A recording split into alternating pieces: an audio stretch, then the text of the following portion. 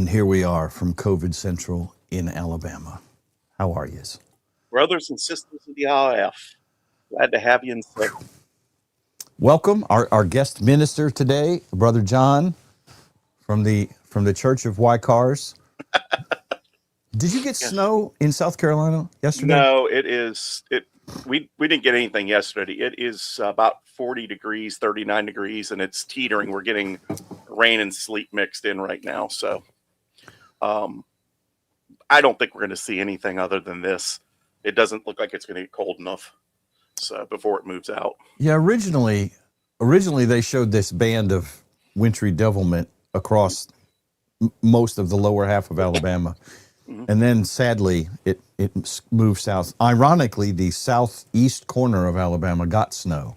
Panhandle got snow this morning. Just weird because it's further south, right? You're like, it's further south. It should be less chance of snow. But Florida got snow, I think, or is getting the Panhandle got it. Yeah. Yeah. So. And guys, right now, I apologize if I snort, sniff, and cough. You know, I'm here. And I've got some upper respiratory crap going too, so. Anyway. Woo. Yeah. Well, I'm glad you're getting over to COVID, man. Yeah. What is that, 9 times? By my count, literally, I'm not making this up. It was like 6 times I've had COVID. Yeah. This is the second worst time. The first time was like really cough, couldn't breathe. If I thought about getting out of my chair, I got tired. Yeah.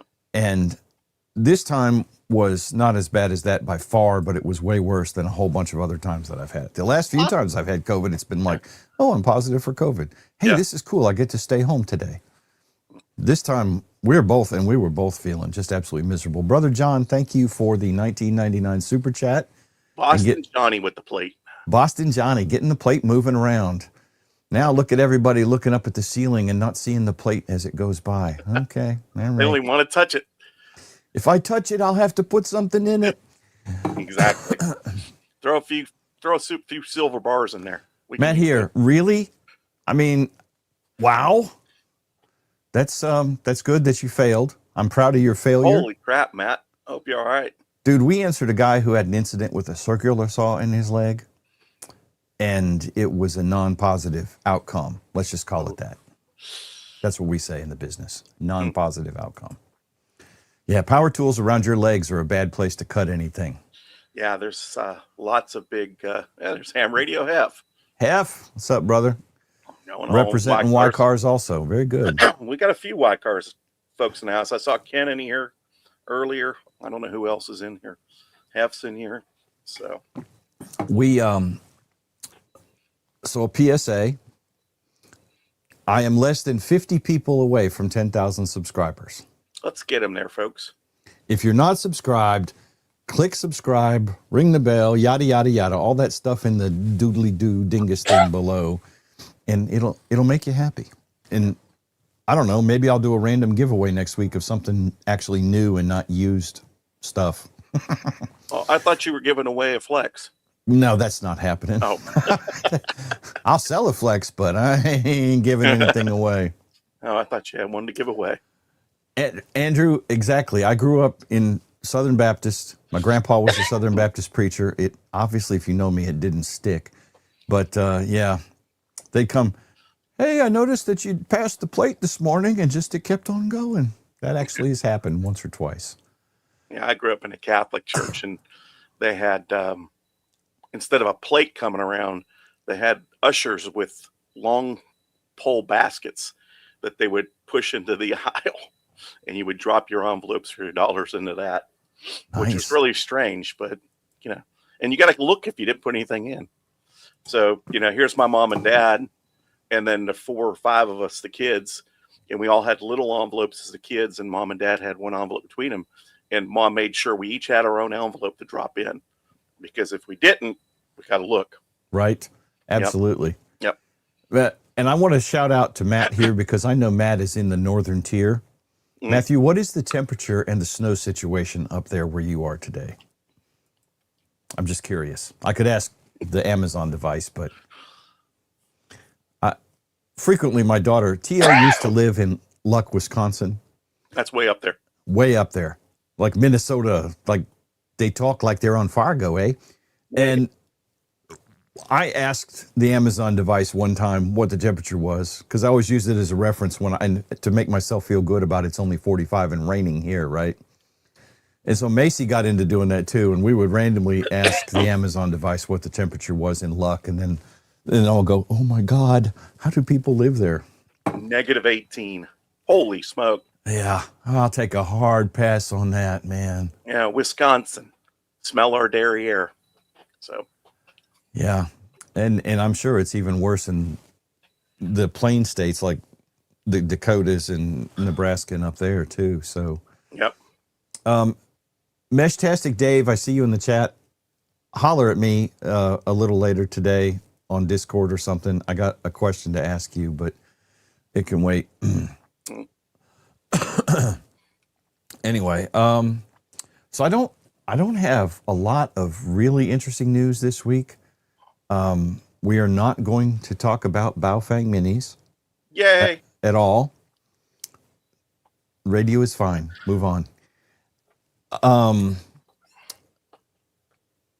See, I already said more about it than I actually even wanted to right there. I just left it alone. Left that turd lay on the floor. Yep. This is the North American QSO party this weekend. Yes, it is.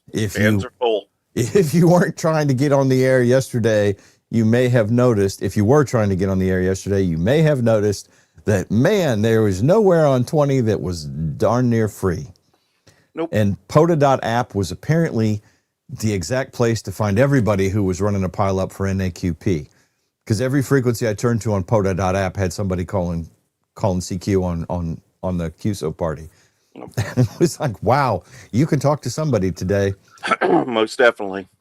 And South then Carolina's coming up shortly at the end of February, I think. I have never participated in one because it's just way more organized than my brain can handle. Wycars is doing, we support it. Now, we used to run a team, and we won several years for the multi-op part. But now, since we sponsor the South Carolina QSO party, we run a special event station, or not a special event station, a bonus station from K4YTZ. So I imagine we'll have a crew at the clubhouse with all the new antennas and stuff, and we'll be running that. That might be pretty fun. Pop up that picture of the new antennas. Yeah, no worries. Nate, I feel your pain. I grew up in Kankakee, as most of you know, and there was like the winter of 77 or 78 where -11 was like almost our daily high. So there you go. Let's see what John's got here. All right. Can you plus that up a little bit and then just move around to point out stuff? Yeah. Okay. Ooh, so, and let me throw that down just a little bit. When he pluses it up, he pluses it up. Yeah, well, fingers don't work all the time. So in 2024, in April, we had a bad storm roll through Rock Hill, 100-mile-an-hour winds, golf ball and softball-sized hail, all kinds of craziness. Well, our clubhouse took a direct hit. We lost both our towers. So it took us 18 months and a whole lot of insurance explaining and getting contractors. But we finally got the towers replaced. So we have two 50-foot Roan towers that are up now. They're G45s. And on the east tower, which is the one showing now, this is a JK mid-tri with a 40-meter kit. So we have 2 elements on 40, 3 on 20, 4 on 15, and 5 on 10.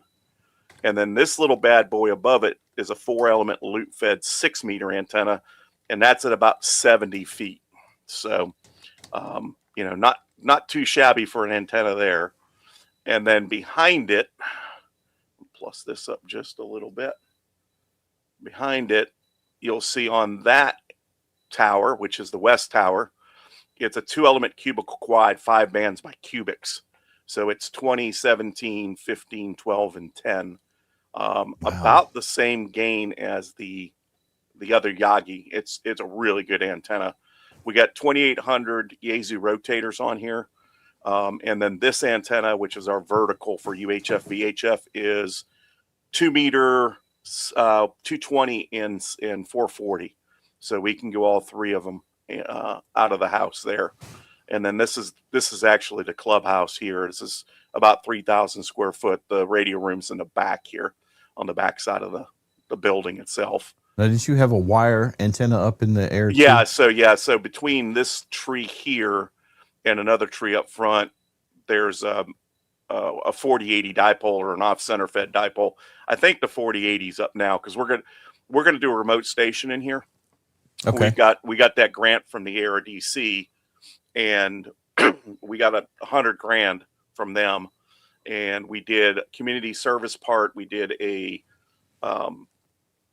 education part, and then we're doing a remote station as well. So the remote station could be my flex that I would sell to Y. So we have two flexes. We've got two 6400. Okay. We bought them before they announced the 8400s and the 8600s and the Auroras. We're doing green heron everywhere for the switching, using Ham Plus switches, and we bought very, very good bandpass. Hey, Elodie, how you doing?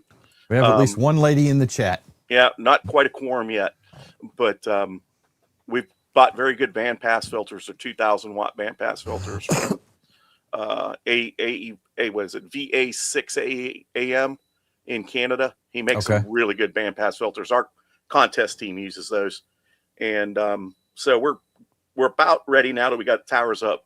We're about ready to start building out the remote station. So YCAR's members will be able to do access remote station, and we're going to open it up to some schools and scouting units, and then we're also going to reach out to some of the some of the retirement homes around here that will have hams that can't put up antennas, to give them an opportunity to operate as well. Oh, that's cool. Yeah. Yeah, I did. I thought you were having a stroke there for a minute. I'm like, no. Did the Matrix break? Yeah, the Matrix broke. Yeah. Oh, we have two. Sarah's here. Okay. All right, we'll make that a quorum. We need Tierney. That's our third lady, and I think there's one more that randomly. There's a couple that randomly show up in here, not as regular as Sarah and Elodie and Tierney, but that is outstanding. Now, how many people are in your club? We have 151 members. Of those, there are 96 voting full members. We have an associate member and then a full member. Yeah, once you join the club, you became an associate member, and you're 6 months in the club before you become a full member. Just because when you get a full member, you get an access card to the building. We have card key access.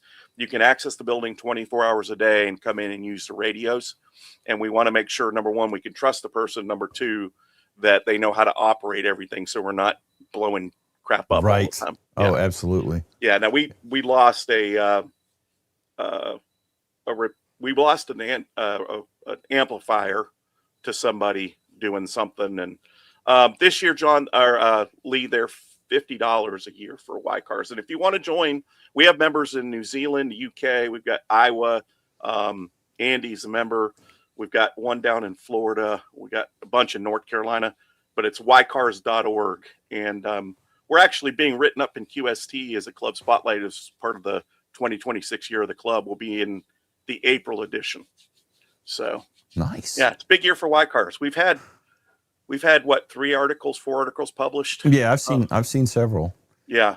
So you have the flexes, but they're not set up for remote op yet. Not just yet, no. Because you said remote operation, but you have flexes, so. Yeah, we have one that's online that we're doing some testing with. And the big issue is, how do we give a bunch of people access to it without just having one login? Mm-hmm. And there's a group that has a piece of software that allows us to do that and schedule. So that was my next question. Yeah. I would darn sure have a schedule on that. Yeah. So we're working through that piece of it.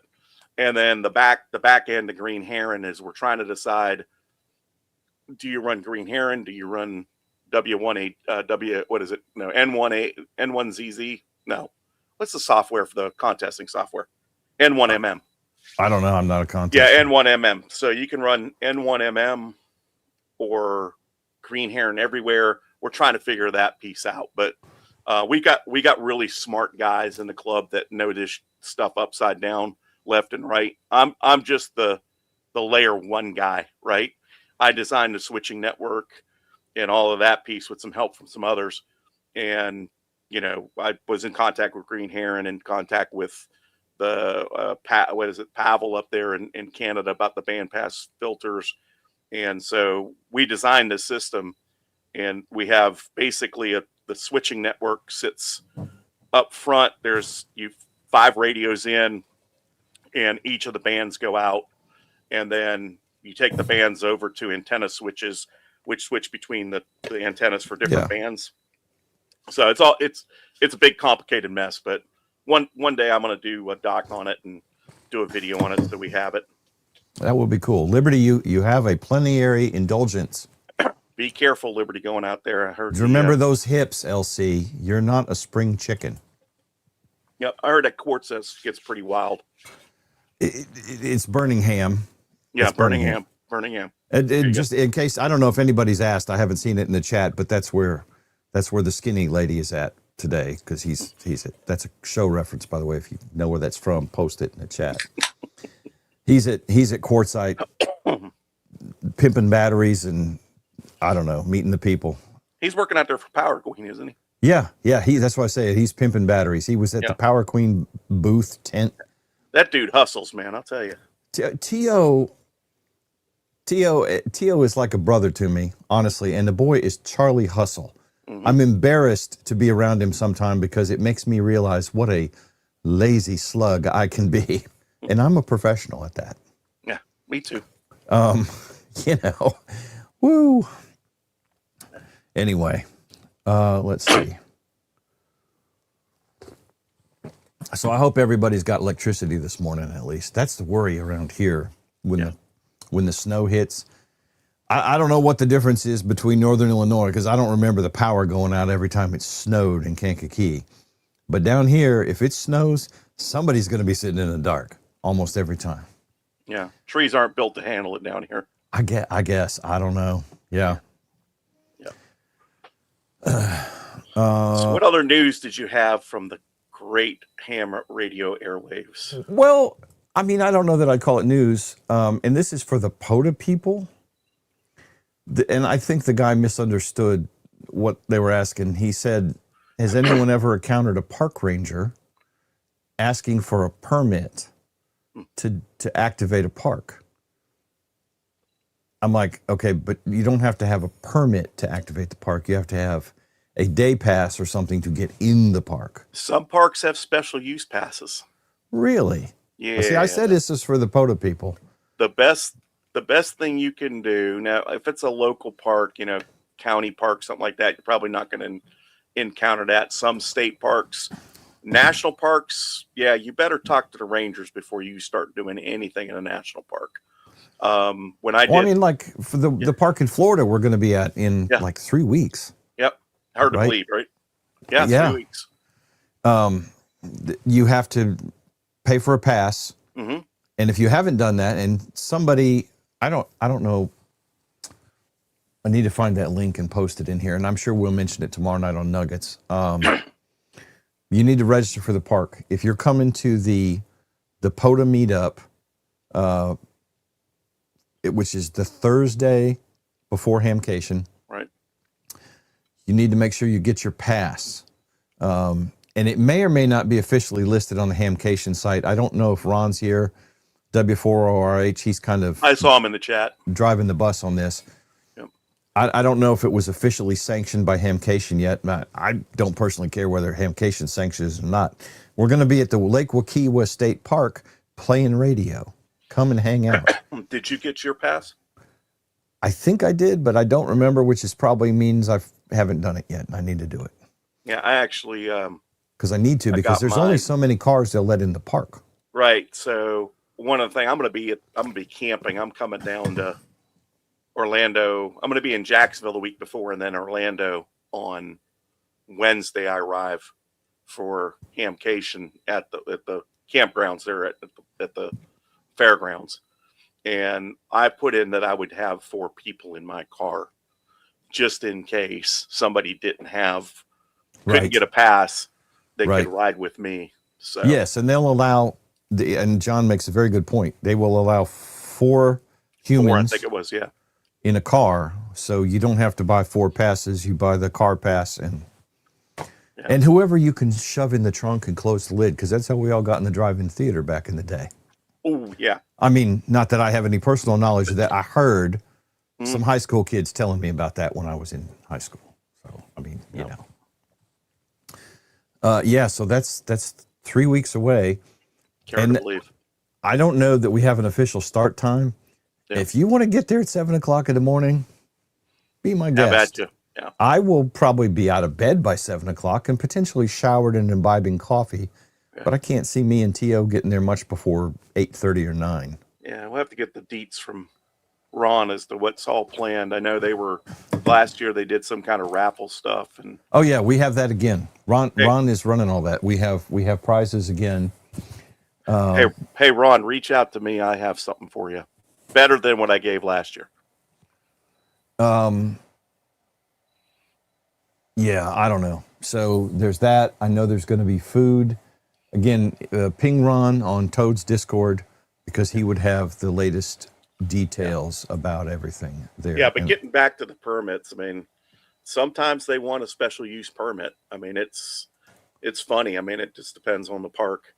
I've run into it once or twice, mostly in national parks in one state park. But other than that, no, I haven't run into that. I've had some rangers come by and question what the heck I was doing, and I explained it to them, and they were like, "Oh, this is cool."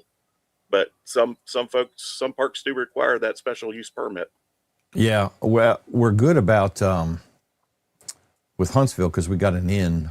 Because the ranger up there, Julian, is a ham, yeah, a ham also. So yeah, he knows that we're weird and play with radios more than grown people should. And I posted a link to the Toads Discord in the chat. Well, I thought I did. Paste. Click. I need Frank Bot here. Apparently this is too early in the morning for Frank. Well, he's West Coast, isn't he? Yeah, he is. Yeah. I mean, Dave's here. Dave is California too. Yeah. And I thought I saw KI6, which should be that would be Joshua. KH6, that should be Hawaii, whether he's there or not. Oh, Hamstick. Yeah. Hamstick, you're still in Hawaii, right? No. I mean, it's way early out there. It's what? Right. 4 a.m. thereabouts. No, 7:23. 7:23 in Hawaii. Yeah, they're only Hawaii. I was in California. Yeah, I don't know what time it is. Alexa, what time is it in Honolulu? He's Asia right now. Honolulu. So. It's 5:23 a.m. 5:23 a.m. in Honolulu. Yeah, so it's even earlier than that. Depending on where he's at in Asia, it's either 23:20 is what he's saying. Yeah, 23:20. I'm just looking at my Geochron up here, looking to see what time zone that is. I love my Geochron. I'm just asking my Amazon device because I'm way too cheap to buy the Geochron. Well, I don't have a real one. I've got the digital one. I would love to. I'm a watching mechanical kind of guy, so I would love to have one of the mechanical Geochrons, but those things are stupid expensive. They are very cool. I think they are way overpriced for what they are. I mean, they're cool as hell. I'm sure it's a cool product, but man, I cannot spend that kind of money. So I got a couple other things. This guy, I need to share this because this is a visual thing. Let's see, share. Wrong button. Share screen. And people, if I'm moving slow this morning, I apologize. It's just, We're a bundle of excitement and on fire here. I'm running in degraded mode, as we would have said back in the day. Porcupine. So, I'm like, wow, dude. Let me plus that up if I can. And that's not even that bad. I've seen a lot worse than that. Yeah. This is N3AIR. Because that's from Maryland or PA. He's Pennsylvania. I looked him up on the Zed this morning. He doesn't have any of this on the Zed. I'm like, I can't believe that. But some of this is not ham gear. I think this is like his four-wheeling pop-out tent thingy up here. Yep. And then I'm guessing one of these might be a 6-meter antenna or 10. I don't know. He's got quite the setup. Yeah, and John said, and it is exactly true, that guy, and I don't know his call sign or his name, who pops up at all the ham fests, who has the small car with like $10,000 worth of antennas and crap on it. Yeah. You know which one I'm talking about? Yeah, It's like a Civic or something. It's a small car. Right. And it makes this guy look like, No, Gray Man, that's the Barbie Bronco. That's the little Bronco. We call that the Barbie Bronco. That's what I'm getting my daughter. That's what she wants. A Barbie Bronco? Yeah. Well, she didn't specifically say that, and I love her, but I'm not buying her the full-size one because I don't love her quite that much. Yeah, there's a guy, Darcy and I met him the first time we went to Hamvention down in Florida, or Hamcation, sorry, and he had a European VW bus or some kind of bus or van kind of thing. And it literally had like 30 antennas on it. I mean, it was crazy. Darcy ended up talking to him for a little while, but I wish I had that picture. I'm sure I have it somewhere. It's probably buried in my picture folder, but man, that thing was crazy. And it was painted up like, what's the show with, it's an animated show in the future on Fox. I can't remember the name of the show now. Futurama? Futurama was painted up like the ship in Futurama with that green and red scheme. It was kind of cool. And it is apparently a VW Golf. Several people in here remember what it is. I just remembered little car. And, I'm like, that's cool. You can't go through the car wash with that.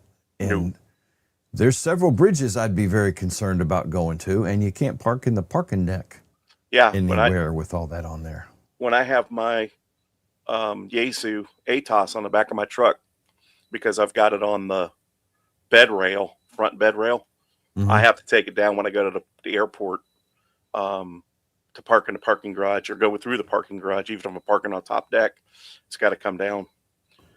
Now, there's a couple of cool, and I think Breedlove has one. There's a couple cool mounts where you can rotate them, but still not for me. I'm not trying to mount that thing low on the truck and then have it to rotate forward or rotate back, whatever. So, not going to do it. Oh yeah, I don't blame you. Hamcation POTA meetup officially starts at 9 a.m. There's the word from the Ronster. Good morning, Ron. The boss has spoken. That's when it officially starts. Yeah, but bishop of the RF. I mean, the park probably opens at like 7 or 8. Probably sunrise, yeah. Yeah. And we will leave it cleaner than we found it. Yes.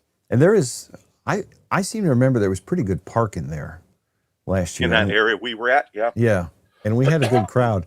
Ron, do you know, are we going to be in the same area where we were, the same exact pavilion and all that stuff? I'm sure you know. He said yes. I think his answer was yes. Yeah. So, well, just look for a bunch of nerds with radios and follow the antennas. Orange vests for some of us. Not for me. Not safety green? Green, orange. Yeah. I still have my fire department vest. I don't know why I haven't thrown it away. It's out in the shop in a box full of stuff, but I'm like, why did I keep this? For our event team, we bought vests for the club. Say White Car Event Communications or something like that on the back of them. I got one that from the ARRL that's amateur radio emergency communications vest or something. I have that thing tucked in the back of my truck in case I ever forget my safety vest when I go to job sites. So I usually carry a hard hat and a vest in the truck because I never know when the OSHA police or the safety guy from the general contractor is going to show up. Right. Or MSA. Yeah. Bricker, wow. Service starts a little tardy there, my friend. Service starts. You got an extra 20 in the plate, brother. Yeah, move that plate along, Bricker. Drop a tithe in it to pay for an indulgence. This is a good question from Brandon Wynn. Any good advice for doing your first winter field day? Dress warm. Well, it depends where you're at. Yeah. I mean, if you're in Phoenix, you're probably good. Yeah. But, I've loved winter field. I'm not real crazy about the new rules when they changed a few years ago, but when it operated a lot like summer field day, I absolutely loved it. The club's doing something. They're going to a park. I'm probably going to go down there and operate for a few hours. But, when they put all these kind of little, do this, do that kind of stuff in it, all I want to do is operate in those events. I don't want to have to do something crazy. Right. So, yeah. Well, and that's kind of why that's why I like POTA hunting. I don't have anything I really got to do except say 5-something Alabama, move on with my life. Yeah.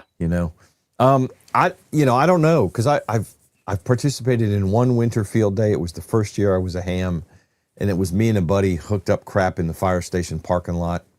Yeah. And we didn't know anything at the time. We didn't have band pass filters, so you can imagine how well that worked. Yeah. And that's the biggest thing. And if you have a club, a lot of clubs make it an event.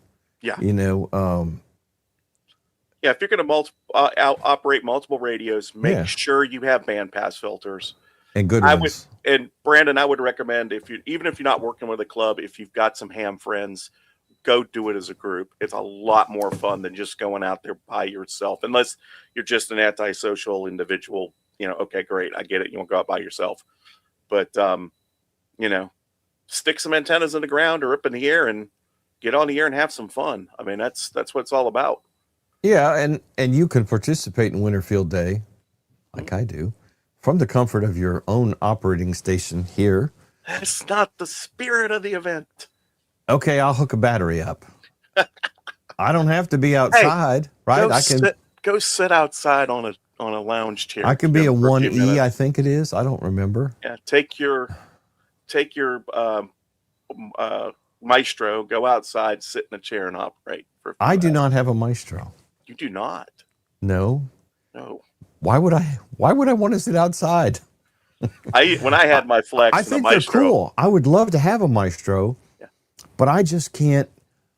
What stopped me a couple of times with the Maestro was when they were on Dell tablets, because Michael Walker had said they're based around a Dell Venue 8 tablet. They were.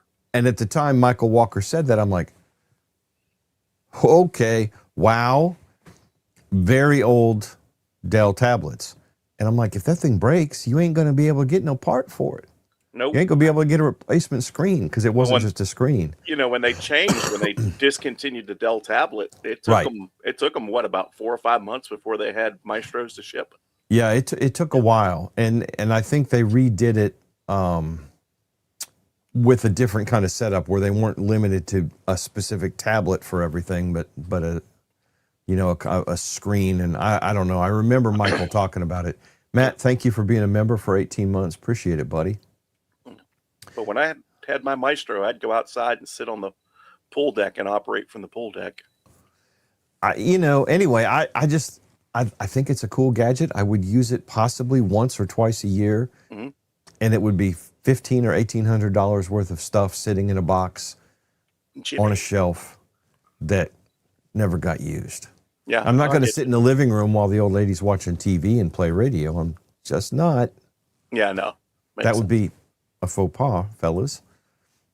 Jimmy, thank you for being a member for 10 months. Appreciate it. Yeah, Jimmy. Cool, 10 months. Do you want to talk some wire management at all? Yes, we could do that. John knows a little bit about wire management. Yeah, I mean, so my primary everyday job is I have a small cabling infrastructure and security business. So I steal a lot of ideas from what we do at work for cable management, because it's important when we're doing data centers or people's racks and stuff. Oh my God, it's a slide. Yeah, this is not a slide. This is a picture. So, okay.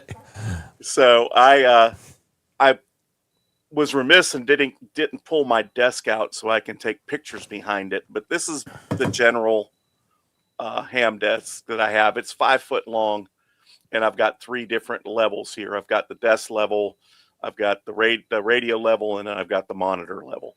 Can you yeah, embiggen it a little bit? Sure. Let me go over here and embiggen it. Hit the right screen, right? There we go. Oh, there you go. Beautiful. All right. So what I did is I wanted to segment off power antennas and all the communication kind of control stuff from each other, so they're not running the same channel, just to keep any kind of interference down in case I get a bleeder somewhere or something that's hot, and I don't want it to get one power. I have DC and AC on the bench, so I don't want that bleeding into the antennas, and I really don't want USB traffic or any of that stuff getting anything from the power cables. Mm-hmm. So on the bottom level, I went ahead and put a 2-inch 2x2 finger duct. And if you don't know what finger duct looks like, this is finger duct here. So it's just a piece of plastic with a bunch of little holes down the side, and you can get in like 6 or 8 foot sections, and you can cut it to length. It works pretty well for that. But there's a section at each row, and then I use little G rings that come down, and I separate them. So like this area is all audio stuff. Green, this is all the path for antennas. So the antennas coming out of the 101, the 9700, the SPE, all that goes vertically down this into this channel, and then it runs vertically under the desk and out the antenna out, which is a double gang outlet box on the wall where all my coax comes in. All my power, everything powering the station is in a 2-foot rack underneath, and then it all runs into this channel across the bottom. And then when I need to go vertical, it goes up that way to get to the top level. So that's how all my power runs vertically there. And then all my AV stuff all comes down this channel and then runs across here and then into the computer. So it's just a way to manage it all. Makes it nice and neat, and it's covered up, and it's all tidied with Velcro straps and things like that. Hold up 1 second. Yeah. Andy Cowley, thank you for being a member. I hadn't seen you in the chat until just recently, and I was concerned. Oh, he was here early. Okay. I hadn't seen him. And again, I'm in diminished capacity today. Yep. But I feel better now that Andy's here because the world is once again right. And Joe Brett's even here today. Mostly. Joe Brett wow. Joseph. Yeah. He's up early for Mississippi morning. For Joe, yeah. Yeah. John has been a member for 4 months. John, I thought you were a Jedi member longer John. than that. And Kansas Jeff. Yeah. Brother Jeff, I'm with you. We do not talk about or ever show pictures of the cable situation behind this desk here. Nope, not letting humans see it. No, I'll be judged too harshly. Yeah, I'll take some pictures and post it. It's all nice and neat and tied up. But I should probably do that in Discord. I apologize, Joseph. I got to move some stuff here out of the way to get behind the desk right now because I'm in production mode for the arrays, and I've got boxes of stuff sitting on the floor here with parts and pieces. So it's kind of all in the way right now. Kent's been a member for 9 months. Kent, thank you very much. Kent's good people. Y-Cars member. I thought he was a Y-Cars guy. Yeah. Yeah, he hung with us in Dayton last year. Yeah. Okay. Yeah. Big tall guy. Yeah. Yep. Now I'm remembering. Yep. Yeah. All right. We see him on Wednesday nights at the open houses. He's a good guy. See, Stephanus, this is how I feel about it. Our IT guys got this just overwhelming urge to get all zip ties, plastic zip ties. Yeah, don't zip tie. In the computer room. Velcro. And wanted us to reroute wires and do all this stuff to make, and then change out color cables. And I told them, you just need to slow your roll. I am not making a bunch of work to change out colors of cables. I might potentially unplug some stuff and move it around. In the IT guys, it's a bit of an adversarial thing. Now, I handle all the network side from the edge to the internal. Everything network is me. And they did it. I said, you guys want to do it? That's fine. You break it, you fix it, you know? And they managed to do it without, they spent like 3 weekends rewiring everything. Yeah, I tore that up like 6 months later. Yeah, because we had a bunch of architecture changes, a bunch of stuff was going to change. It's like, I'm not fooling with, and they zip tied it.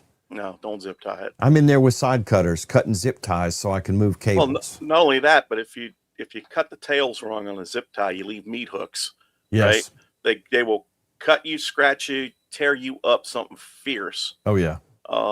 We color code all of our cabling. So like for one customer, all their data cable's blue, all their door access control is yellow, all their cameras are white, all their APs are purple.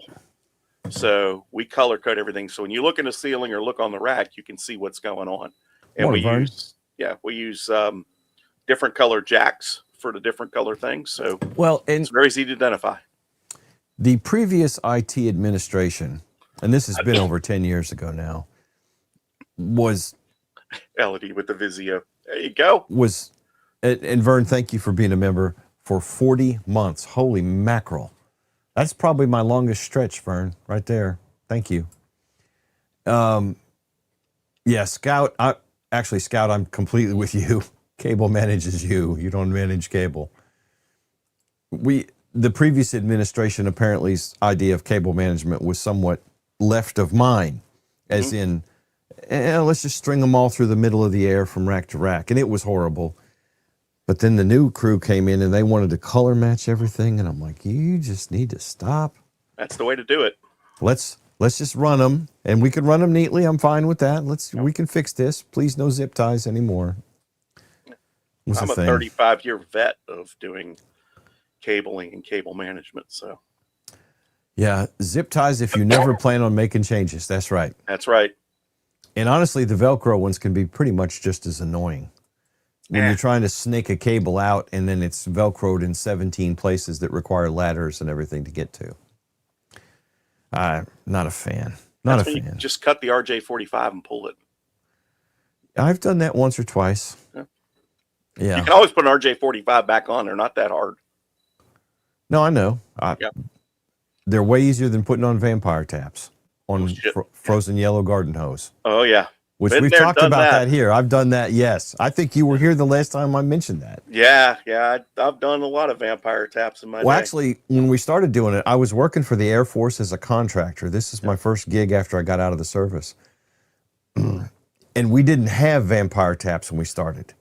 Oh. And so the FNG on the crew was in charge of sitting in the floor, cutting, 10 base 5 frozen yellow garden hose, cutting it, putting on end connectors, hooking up the transceivers, then making the 9-pin cables to come, or 15, I guess, to come off the transceivers down to the drops with that AUI slidey connector piece of donkey crap that it was. Yep. Yeah. Oh my God. Yeah, that's that was no fun. The vampire taps, Vern. So what I'm talking about is the main LAN cable was very thick. It was 10 base 5 coax. Yeah. Very thick. Think LMR 400 that's frozen. And I just saw John's comment, Jedi John's comment. They suck. Yes, they do. And to put in a computer, if I wanted to put a LAN connected computer at this desk, I have to cut the heavy cable and then put N style connectors on both ends that I just cut and screw them into a, what is that thing called, John? The transceiver. Transceiver, yeah. Yeah, the transceiver. You can some folks use the T connector and then a transceiver. Some people put the transceiver in between. So it just depended. We had the transceiver in between. Okay. And then you have a separate 15.9 whatever cable that we had to put ends on that comes off the transceiver that plugs in the network card in the back of the computer. This is 1992 technology. The vampire taps, what that was, instead of cutting the cable, the tap had a little pin in it or something like that, and you basically just put it over the cable and tightened it down, and it would pierce the cable to the right depth so it would make both connections, but you still had to make the drop cable. It was a pain in the ass. Oh, somebody said token ring. Oh my God, please no. That stuff was a nightmare when you had the IBM Type 1 cable. Oh, Jesus. Ether hose. Yep. Yeah. That was, I never had to fool with token ring, and I have some experience with, what was the Microsoft IBM 3+ open? Nah, I don't know that one. 3+ share. We're talking again 90s, early 90, Yeah. 91. I was around then, but I don't remember hearing that one. It's based on Windows 3.11 is open, is the Microsoft one. Right. What is Microsoft's LAN thing? 3Com sold this. Okay. That was it. It was 3Com, Microsoft, IBM, because the operating system for the server ran OS 2, but when it booted, it said Microsoft and IBM on it. Yeah. And then the server was basically a PC, a custom kind of PC chassis thing. Yeah. And that was 3Com. 3Com sold the servers, the file servers and printers. And it ran 3+ share was the original one, which is DOS-ish based. Yeah. And then 3+ open, which was OS 2, and is the precursor to Windows 3.11 and the Windows 11 that you have today. Okay. Because the syntax to mount to share a drive, same today as it was in 1990 on 3+ open. Yeah, that's where it came from. There's some history for you. I never fooled with ArcNet or any of that. ArcNet 93 ohm coax. I remember that too. XNS. Yeah. A lot of that when I worked for the state. And then some other random weird things. But yeah, token ring was big when I got in. IBM Type 1 was still there, but they were moving to Type 3, which is Cat 3 twisted pair, unshielded twisted pair. And from there, it just kind of stayed in that, very short Cat 4 and then Cat 5, Cat 5e, Cat 6. Right. Yeah. So, yeah. When I was at the state still, and I was at the state from 92 to 90, from 90 to 97, we had XNS serial hubs. Oh, Christ. So they had Cat 3 premise wiring in the building. The building was built new in 89, and they wired it for, I think it was Cat 3. I'm sure it was Cat 3. Cat 3, yeah. Prem wiring. And so everybody at their desk had a serial cable, an RJ45 serial cable that plugged in the jack on the wall. Right. And then it went to a 9-pin connector or 25-pin, I don't remember, on the back on the of their network computer. adapter. Yeah. No, on their computer, not a network adapter.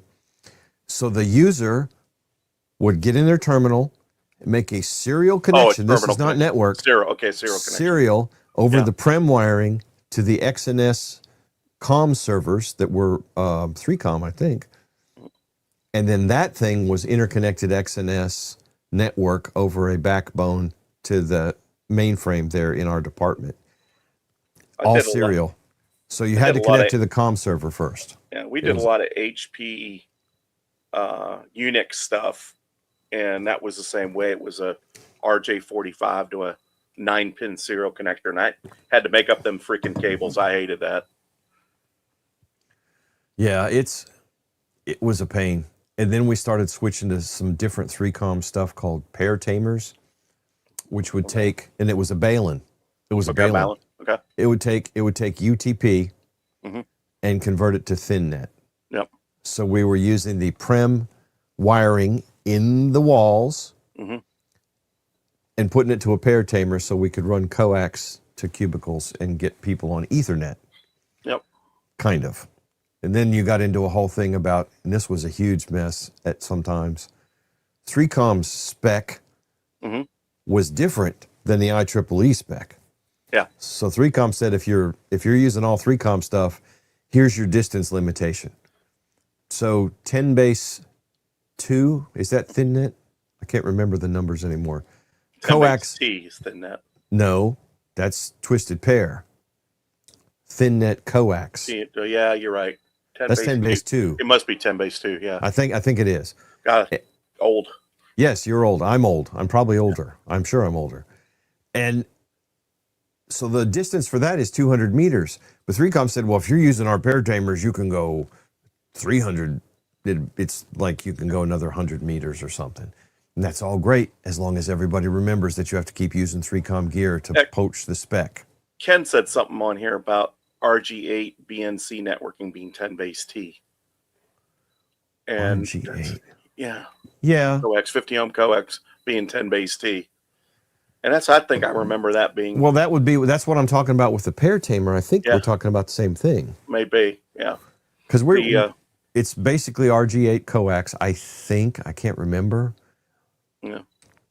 But we were leveraging the in-wall premise wiring because nobody had an RJ45 network card that used standard Ethernet cables in their computers. It was weird. Early to mid 90s, like 93, 94, I was working in distribution, and I actually sold fiber optics to one of the local newspapers here in town, and they had fiber to the desktop everywhere. And those back when you didn't have the crimp connectors, you actually had to put the connectors in. The desktop. Yep, you had to put the connectors in, and the ones they used were not the anabolic where you had the mixed epoxy. They were a UV epoxy connector. 3M made them, and you'd put them in a little oven, and it would heat it up, hot melts, and then you would take them out, and it would epoxy back, and then you had to scribe them with a piece of sapphire on the end of a pen, and then polish them in a figure 8 on some sandpaper. And there were 3 steps from 10 micron down to 1 micron. And I used to teach that class. Wow. And they did. And they had fiber NIC cards in the back of their PCs. That is fancy. Yeah, middle 90s. I've never, other than using pre-made cables or paying somebody to come make a cable, I've never had to fool with fiber. Hell, I don't even remember the different kinds of connectors and the multi-mode versus single mode because I've never had to really fool with it. Yeah, dude, now it's so simple. We can train monkeys to do it. I'm not going to do it. Yeah, I mean, I'm not touching fiber. You strip the piece of fiber, you clean it off, you put it in a cleaver, you push the button, it cleaves it. You look at it, make sure it's cleaved good. You stick it in a connector, push a button, and it cam locks it, and it's good to go. Or you can fusion splice them on, and the fusion splice is just as easy. You stick the 2 ends in the machine. It's got X, Y, and Z access, and it does all the alignment for you. You hit the button, and it fuses it, and then you just put a wrap around it. Nice. That is a lot easier. Okay. Oh, dude, I just had one of my guys doing it the other day. We're doing a local park down here with a camera system, and we're fusing, 196 strands of fiber. Okay. Yeah. So, anyways. Well, no wonder the phone company can repair their stuff so fast these days. Yeah. Then. Well, we got way off ham radio here. Sorry about that, guys. Well, yeah, we're both nerds and we're both old men, so that means there's stories to be shared. Yes, sorry. Well, no, it's okay. So I think the most interesting thing, you unshared it. Pull your diagram back up. Oh, I want to look at the bits because your table, since you didn't take pictures, looking at your back up. Give me just a second. Your diagram of your table is not fascinating to me, but what I want to see is all the dinguses you used. Because a lot of times, see, I've never heard that called, I would have called that stuff you called finger channel. Finger mold. Finger mold. I call that raceway or cable conduit. Yeah, okay, I got it back up. I actually had shut the file, so I had to go and... Right, Ken, it's similar. All right, so are we seeing it now? Yep. Okay, so I'll plus that up a little bit. Yeah, so I want go through some of the bits you use in like the J hooks and then your finger mold and everything else. So let me go to the second page here. Okay, so here's the finger mold, and like I said, you can buy this in various sizes. It'll come in 1x1, 2x2, 3x3, 4x4, or 6x6, and thanks, going. Thanks, Hollywood. From 6-foot sections up to, I think, 8 or 9, 10-foot sections, some manufacturers. It's expensive, but it works really, really well. And, I have some ends with distribution chains, so I can do that. The other thing I've used is these. Now these go in racks for wire management, and they do make this finger mold on a plate that'll go into a rack too. Panduit does it. Panduit invented this stuff, kind of. Pretty much, yeah. Yeah, but these are called G rings, and G strings. G rings. G strings are a little different. I got a weird image. I can show you. I've got one on. Nope. Stop. No, okay. Stop. Anyways, so I've done this on before I put the finger mold up. I had these attached to the back shelves, and there's a little lip here that'll hold over the end of the shelf, and then you just drill a screw in each side here, and just put them side by side, and you just feed the cable in kind of in this little loop. The vertical ones that I used are these down here, and these are G rings as well. So let me get back over here. So if you notice, I have these things right here listed: the blue, the pink, the green. I've got U-bolts that go through and wrap around the pipe that holds my risers up. Okay, so I've got 1/2-inch black iron pipe. That's what this is here, that holds the risers up, and there's flanges at the desks. And then, so I use these G rings around. Mine are actually oriented 180 degrees or 90 degrees to this, so that you can use them vertically. But that's the general idea.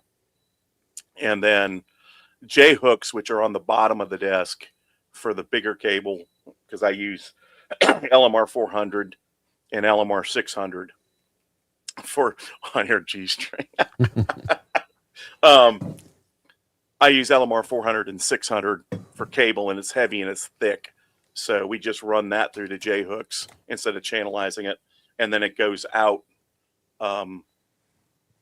There's a it's the space of a 4-inch gang box here that these cables go up and then go up the wall into the attic and out.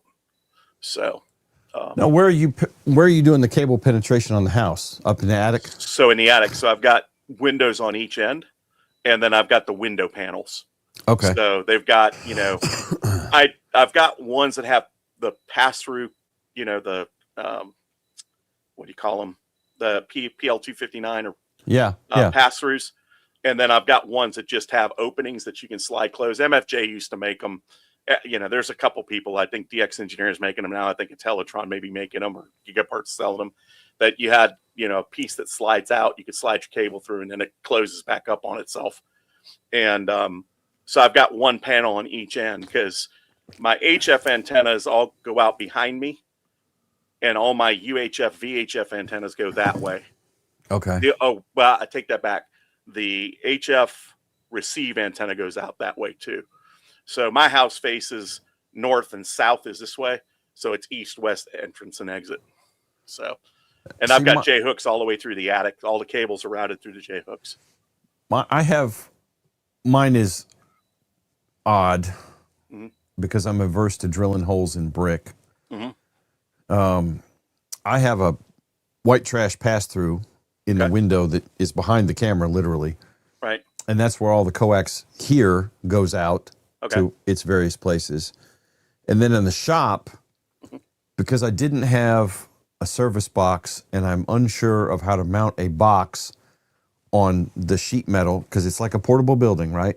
So it's that, that crenellated waffle stuff, yeah. Yeah. I don't know how to mount it where it won't leak when I make a hole in the wall. And so I decided in the shop, at the time it seemed like a good idea. When it's 97 degrees in August, it's not a good idea. What I did was I cut a hole in the floor. Yeah, you can do that. And that is where my pass-through is at. But unfortunately, I chose not a great place, and it's right by a beam, which is always the one I need to get to, and I don't have enough room to rotate my hand.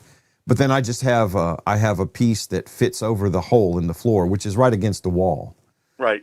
In the shop building. So that's where all the cables come through there. When it's not a great idea is when you're laying on the ground and you discover that there's creepy crawlies down there as you're reaching under trying to find the right coax connector. Yeah. Bugs are touching you, and it's... If you're ever dealing with that waffle board, the waffle metal kind of stuff. Yeah. The best way to mount on that is to put unistrut on the outside and use the roofing screws that have the gasket on them. Yeah. And use those to drill the unistrut into the building. And so you seal it that way, and then some silicone on it, and mount your box to the unistrut. That's the best way to do it. Okay. Yeah. You could do it that way, or you can use those and put wood blocks. You know, I don't like using wood. Now, you've used like Trex board, a composite board. You can put that on, and then seal up that, and then put the box on top of that. But if you try to put a box directly up against that stuff, it's going to leak. Yeah. You need some kind of furring out from the building so that you can seal it all up and then put mount the box. Yeah. So like my surge suppression and my disconnectors, I've got Paradan disconnectors on all the HF antennas. They're sitting in a box, but I've got mine on brick, so I don't have to worry about that. But yeah, at the clubhouse we've got siding, and so what we did is we built Trex board and put Trex board frame behind it in the box. The exit box goes on there. So 25, look at you getting close. I want to announce that if we hit 10K, and I don't know what John's schedule is. My wife I'm not clearing her to drive yet. I'm actually doing way better than she is. Yeah. So I have to schlep with her to Walmart to get groceries. I said, baby, I'll go by myself. No, I need to get out of the house. I'll go with you. Put a face diaper on too. Huh? Put a face diaper on too. Yeah. So you don't affect anybody else. We're picking up at the curb. I'm not putting on no. Mm-mm. Just joking.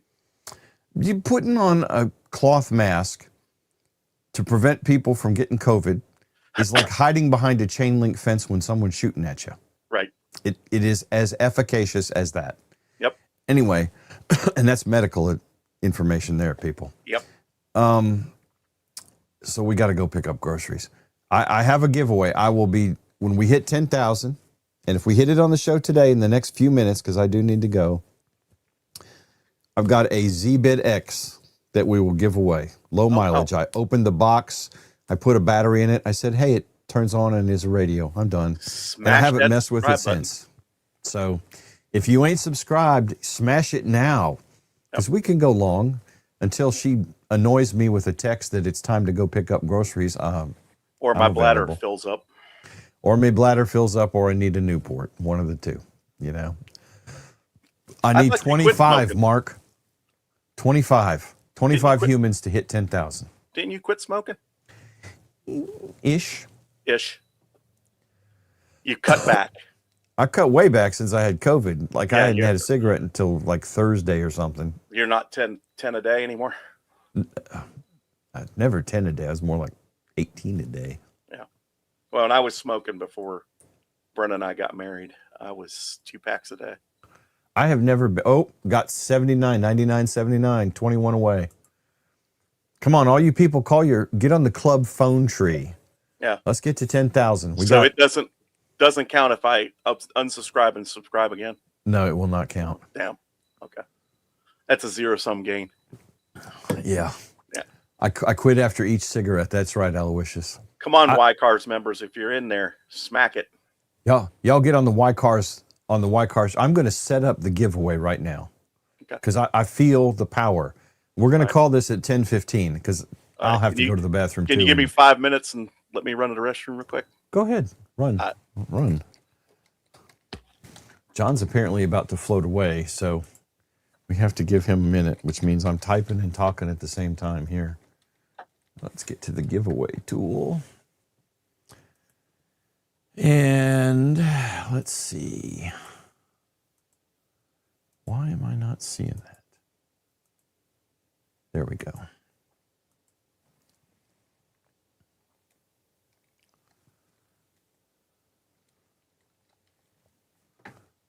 All right. That is set up, but I'm not sharing it with you yet.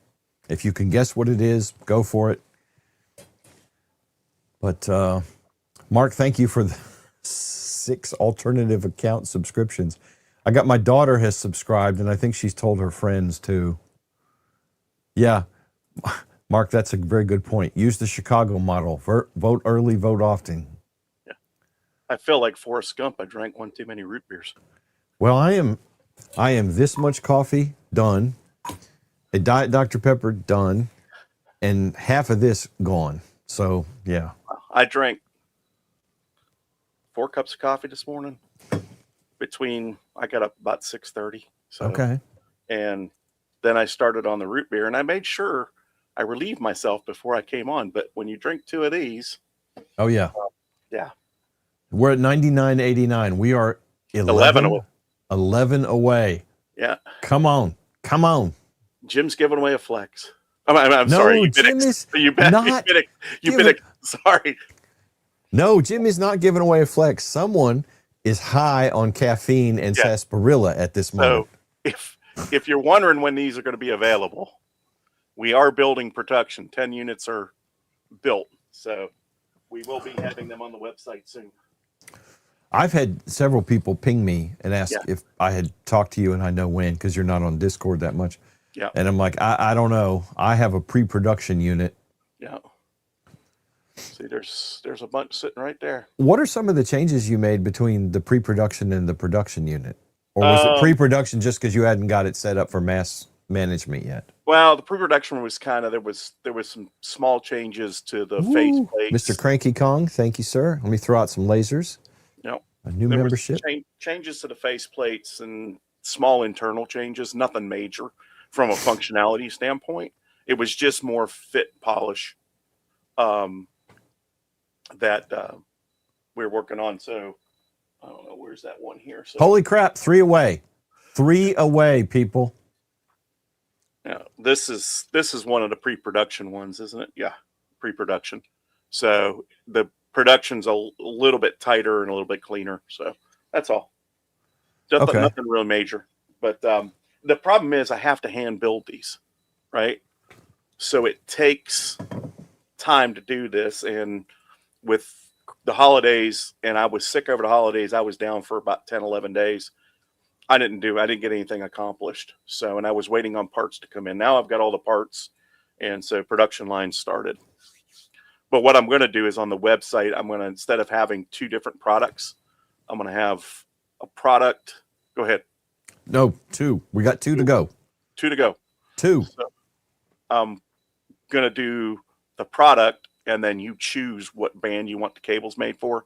Yeah. And then I'll make the cables up. So now so on that unit, when you do that, so I could order this and like have a 20-meter one and a 15-meter one or something like that. And it would just be a different cable set, basically. Right. That would be the only difference is the cable. The only set, difference is your verticals and your cables in your delay cable. That's it. Now LED said you got there. Oh, what? Hang on, let me refresh it. I was looking at John and not refreshing fast. Oh God. There it is. Woo! Congratulations, buddy. All right. For me. Appreciate it. Oh, y'all. Let me share this then, because I'm sure the people are waiting. Excuse me. There it is. Put that in just like that. That will enter you into the giveaway tool. Thank you all for pushing through to 10K. I don't get anything special from YouTube for it, but it makes me feel like a real YouTuber now instead of a dilettante. You know what I'm saying? Yep. So what I wanted to ask is, okay, so on that setup, you've got the cables that go to each of the verticals. Are those special on distance, or is that just? No, they are. I thought 84-degree feed lines. Okay, for the phasing. And then 71 in the delay. So what it does is it evens out the. Thank you, John. There you go, Jedi John. There you go. It gives you the proper voltage separation and timing. Okay. So it's typically you want 84 on one side and 151 on the other side. So that 71 degree gives you adds that 71 to 84 is 151. So it gives you 151 on one and 84 on the other. And so it's not just the delay cable that is relevant to that. Yeah. Okay. Yeah, it's a match set. And they're not hard to build once you understand how to build them. It's just time consuming, right? It takes a little bit, and you have to learn how to build them. Ken, thank you very much. Ken, thank you. You have to be very precise.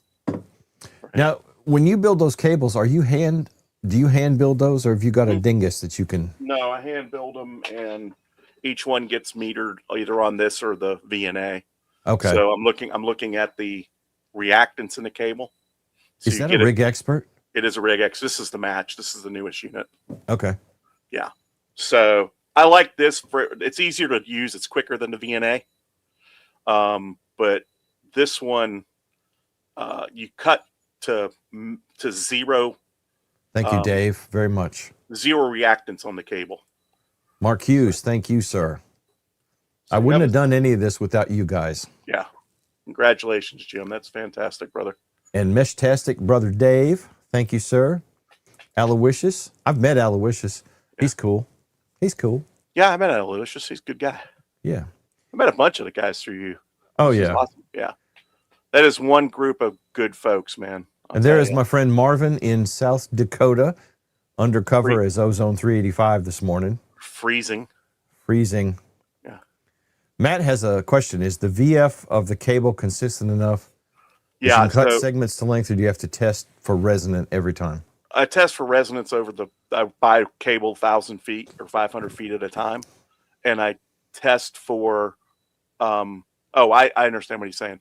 Yes, I test the velocity factor of the cable, and then I do a spot check every once in a while, but I can get it close now, knowing how long it needs to be. I usually cut it about an inch long just to make sure, because when you're measuring things, right, you don't always get it exactly right. So yeah, see, that would be my concern with making cables. Yep. Because, I mean, I'm not real good at I hate. Yeah. I was traumatized by 10 base 5, okay, and vampire taps.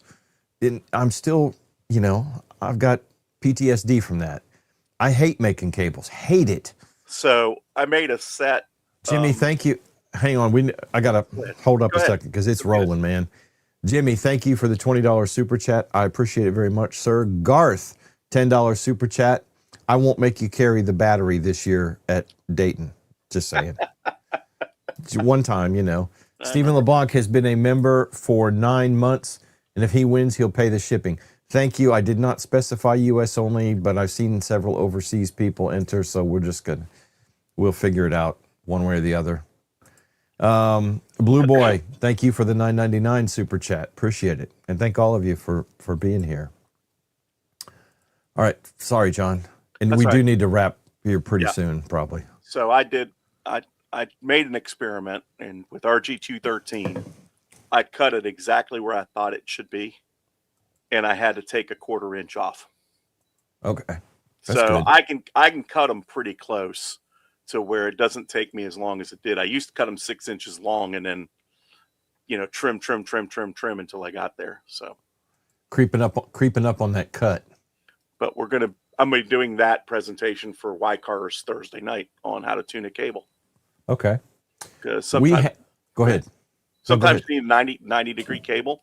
Sometimes you need something different, for impedance matching, that kind of thing. So right. Teach people how to do it. And based on Matt's question, so the velocity factor is going to affect that cable length as well. Absolutely. Yeah, you have to multiply by the velocity factor. Yeah. That's so awkward. You'd think it would be consistent, but it's not. And I've got a really good spreadsheet that does the work for you. Okay. So you can put in what frequency you want, and it tells in velocity factor, tell you how long to cut it, and then what check frequency you need. We have 90 entries, and there's 175 of you still watching. I mean, if you don't want a free radio or don't want a chance at a free radio, I mean, James is confident he's good on the Z preemptively. And make sure you put it in exactly like it is on the screen, all lowercase. Spelling matters. Don't misspell 10. It's a 10. And we'll give this another maybe a few minutes. We're up to 91. Matt said cutting matching sections for 70 out of RG6 was a nightmare. Yeah. 70 RG6 is 75 ohm coax. That's satellite coax, cable TV coax, I think. Yeah. And that stuff, the velocity factors are not always equal in that. You have to check those. And it varies. I was amazed at the difference in VF on a lot of different cable. I will tell you, the most consistent cable I found for VF is M&P, Messi and Okay. Poloni. They do really good. ARB is really good, not as quite as consistent, but within a 0.5%.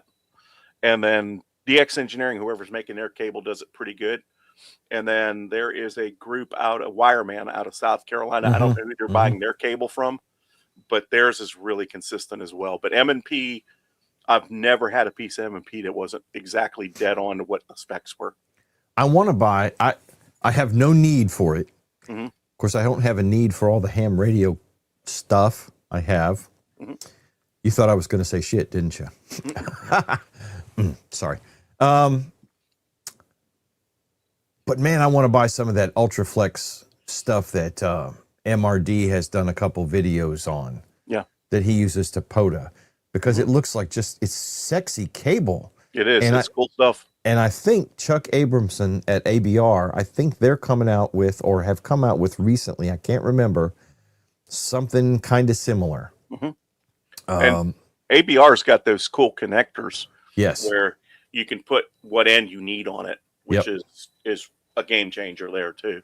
Oh, I think so, because then it's like the adapter. Yeah, instead of fooling with carrying adapters. And I will tell you this: if you're gonna spend money on cable, get good connectors. If you do M&P, get M&P connectors. They're really expensive, but they are good. If you're gonna do just regular cables, PL259s, order the next gen connectors from DX Engineering. They are the best connectors out there for that kind of thing, crimp style. And if you're going to do that, get the tooling for it. Hang on, let me plus you up. Okay. This is the stripper for LMR 400 RG8X RG213 from DX Engineering. It's a clamshell. It's got one side's got the cutting blades on it. It's this side here. And then you put it in there, you twist it around, get it and pull it off. And then this side's got the sheath cutter. And you put the cable in, pull it out, and it cuts the sheath. Everything comes off. It's nice and neat, and it doesn't take long. And the nice thing is the blades are interchangeable, so you can take the blades out of that when they get dull. So this is that one, and this one is the green smaller gauge. So it's like RG8X, that kind of stuff. But that's what it looks like on. Wait a minute, that's the wrong one. This is it. That's the cable holder. That's the other one. So inside, same thing, 3 blades. But these things are lifesavers. Yeah, and they're not stupid expensive, like $50. I was going to say they're about 70, I was thinking, but now this one is 70. Okay. This is the other DX Engineering one. I don't like this one. Oh yeah, I've almost bought those 2 or 3 times, and then I bailed on buying those. And if you're doing Times Microwave, this is Times Microwave. Now these things are expensive.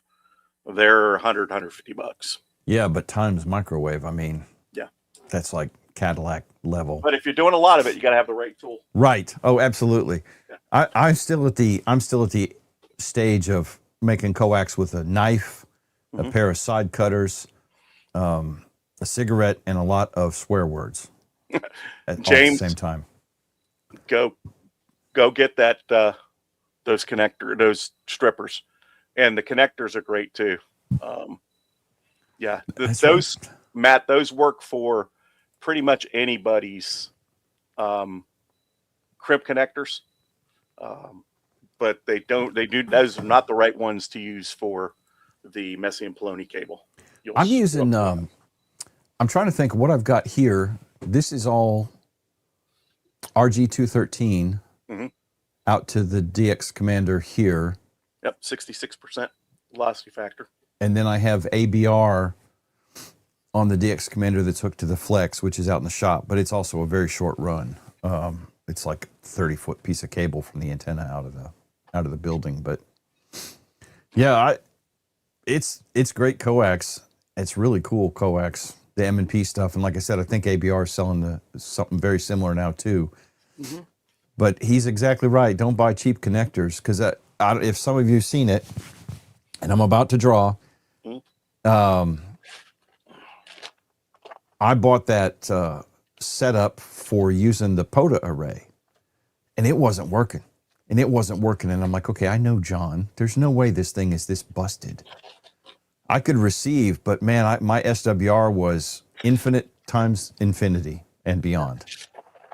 And it turned out that it was the connectors that came with the mirror mounts, that one of them was just completely dorked up. And that was the whole entire problem. I had to order I ordered different assemblies off of Amazon, so I was still taking a chance, put those in, and came right up. And I'll tell you, there's a lot of difference in some of these connectors, and especially how well they all fit together. Now, somebody sent me these. They look like almost a direct copy of the DX Engineering ones, but they're silver. They are silver and Teflon. So I'm going to try these. If these work, they're a little less expensive, but I got to make sure they're good before I use them. Oh, yeah, I wouldn't want to send those out. Yeah, okay. Somebody sent me a bunch of them. So they look pretty. Yeah, they're nice. We're going to do it. Here we go. We're up to 109 entries. So if you've missed the memo, we're about to give away a Z-Bit X because I hit 10,000 today. I mean, drama right here. Drum roll, please. Round and round she goes. Where she stops, nobody knows. Jesse, congratulations, buddy. W5KY, you have just won a Z-Bit X. Hit me up in the chat here real quick and tell me if you're good on the Z, and I will get this package out to you Tuesday, since today and tomorrow are not U.S. mail days. Let's see. Boy, I'm way behind on the chat. Jesse, congratulations. Are you good on the Z, brother? Answer in the chat. We're watching. We're watching. Come on, Jesse. Do you use pirate ship to ship stuff? I do. Mm-hmm. Yeah, that's what I use too. They're really good. YouTube apparently dropped an ad during the draw. He left, said re-roll. Good on QRZ. There he is. Okay. Jesse, I don't know if 73DEN0XRG is your buddy, but I think he was just trying to stiff you, man. Yep. All right, Jess, I'll get this out to you. It'll go out in the mail Tuesday. I say mail, it may be UPS, whatever. And thank you for being here, and thank everybody for getting me to 10,000 today. Let me check real quick and see how much we've poached over 10,000. Oh, we're up to 10,008. Look at you. Sweet Christmas. There you go. I'm like a real boy. 50,000's next, Jim. Speaking of 50,000, I'm glad you mentioned that. That's excellent. T.O. hit 50,000 this morning. Awesome. That's great for him. I want to be like T.O. when I grow up. I'll have to send him a note. At least not that's that he skinny. wants to hear from me, but right. Yep. Oh, Frank Bot was here because he just pinged me on Discord. Frank Bot. I didn't even see him in the chat. Anyway, all right, y'all. Thank you very much. We'll see you. May the DX be with you all. I will see you tomorrow night on Nuggets. T.O. is doing it live from courtside, so who knows if he'll even have internet or be sober enough. Hopefully the marshals won't find him before then. I don't know about that. John, thank you for filling in this week. Brother. Appreciate it, buddy. 7-3, everybody. I'm hitting the button. Later, see you folks. guys. Button engaging.